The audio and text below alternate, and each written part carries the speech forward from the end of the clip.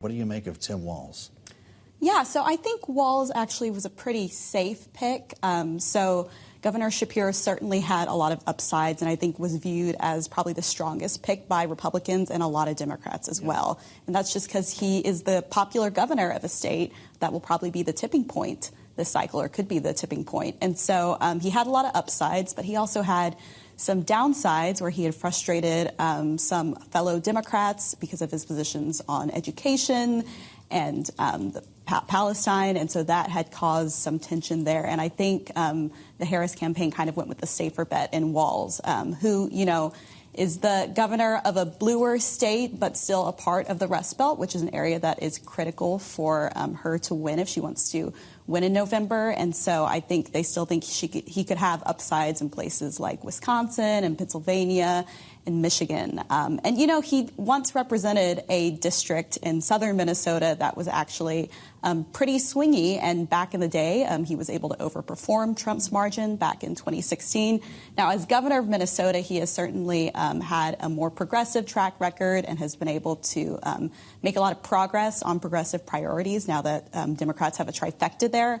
But, you know, I think he has appeal that could probably transcend some of those ideological divides. Well, I think it's an important point that he was representing a district that Trump had won, that perhaps explains some of the choices he made as what would be described as a more centrist lawmaker in the House versus now. So especially when his record is going to be scrutinized heavily by the opposition, as we are already seeing on display, how should we consider those factors and whether or not this is actually someone who should be described as progressive or leftist? Yeah, I mean, he's clearly evolved, as a lot of lawmakers have, on issues. So back when he was in Congress, he was pretty supportive of gun rights, had an A rating from the NRA, which fit with his rural district. But as governor, he certainly moved to the left on that issue. And Minnesota has enacted stricter gun laws under his leadership. And so he has evolved on that issue. You know, on other issues like his handling of the protests in the wake of George Floyd's murder in 2020, that faced scrutiny. And, you know, at the time, he actually said that he should have called the National Guard earlier. And that, I think, is an issue that we're definitely going to see Republicans seize on, and it's going to come up. So that would probably be his biggest vulnerability. And then, of course, there are parts of his record as Minnesota governor that might not be as popular with more independent or moderate voters. So what do we learn about Kamala Harris in this selection? Because you know the deal. We're going to go through Chicago, and about a week later, we're not going to be talking about vice presidents. We're talking much less about J.D. Vance unless it involves childless cat ladies at the moment. I don't know what kind of a trail Tim Walz is going to leave. But we do learn something about the actual top of the ticket in this case, the nominee, Kamala Harris, in her selection of Tim Walz. Was it about chemistry? Does he fill a certain gap for her that she was concerned Josh Shapiro could not? I mean, it does seem like, according to the reporting that we've seen, that a lot of this was about chemistry. But, you know, I think ultimately it kind of shows that the Harris campaign is fairly confident that they can win the blue wall and hold that down. She went to bed without knowing who to pick last night, though. Yeah. Yeah, not the most convincing moment for the candidate, is it? That is true, and we will see. I mean, I think Walz is certainly his kind of media tour initially impressed a lot of Democrats and must have impressed her campaign. But, you know, he is less tested than Shapiro. Only about, I think, 25% of Americans even know who he is. So there's some opportunity, certainly, for Republicans to define him.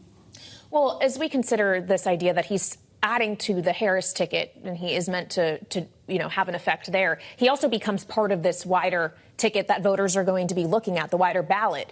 And there was a whole conversation we were having around Josh Shapiro, especially we had it with our colleague Jonathan Tamari earlier on this program, this notion that Shapiro really could have helped vulnerable Democrats in Pennsylvania. I know you spend a lot of your time looking at the House. What does Tim Walz do to all of those other Democrats who are either in vulnerable districts trying to help flip the House blue? Does he add to their favor at all? Does this ticket collectively? You know, I'm not sure yet. So Minnesota, compared to Pennsylvania, certainly has fewer competitive House races. There's just one that's really competitive, and that's Angie Craig's district in the Twin Cities suburbs. But, you know, I think he possibly could go into districts in Pennsylvania, Wisconsin, Michigan that have more blue-collar voters, and he certainly has experience representing a lot of those voters from his time in Congress. And so he might have an easier time talking to those voters than Harris herself would be. So I think he could be an effective messenger there. I think in terms of like how much actual effect he has on their performance, I think it's too soon to say. You know, vice presidential nominees tend to have a little bit of a boost in their home states. But in Minnesota, you know, this is a state that Biden won by 7 points. Clinton, even though she like dramatically underperformed Democrats there, she was still winning it by a couple of points. So it's less crucial for Democrats to win, certainly. Well, when we're looking down ballot, we have to ask you about primary day. This is kind of your specialty here. With a couple of states that we're looking at here, Missouri is a big one, and Cori Bush seems to be kind of the big headliner here on races to watch because we could see another member of the squad dispatched. It's almost a repeat performance of what we saw in New York with Jamal Bowman. AIPAC spending millions of dollars to go up against the incumbent here. How much danger is she in? She's in quite a bit of danger. I don't think she's in as much danger as Bowman was ahead of his primary. We saw a lot of polling that showed his opponent, George Latimer, leading him by double digits. In this district, you know, Wesley Bell, the St. Louis County prosecutor who is challenging her, currently has momentum on his side, certainly, and we've seen him have an edge in the latest polling there. But I think she has a better shot than Bowman did at winning. But like you said, there has been a lot of outside money that's come in this race to help Bell. So AIPAC has spent about $7 million in support of him. He's also gotten some help from a crypto-funded super PAC. And he himself has also been a really strong fundraiser. And he has outspent Bush like 2-1 on the airwaves, which I think is significant. So I think she's in quite a bit of danger. Bell is probably the favorite at this point, but I wouldn't be surprised if she pulls out a win. Well, it's interesting to see the kind of connecting threads here potentially with why Cori Bush may be vulnerable in part because of her more pro-Palestinian views. And we're having this whole conversation about the vice presidential selection and perhaps Josh Shapiro not being chosen in part because he is more of a hardline supporter of Israel and his handling of the campus protests we saw earlier this year. How much more do you expect we'll see this, what has been very divisive for the Democratic Party, this issue of Israel and Gaza come up?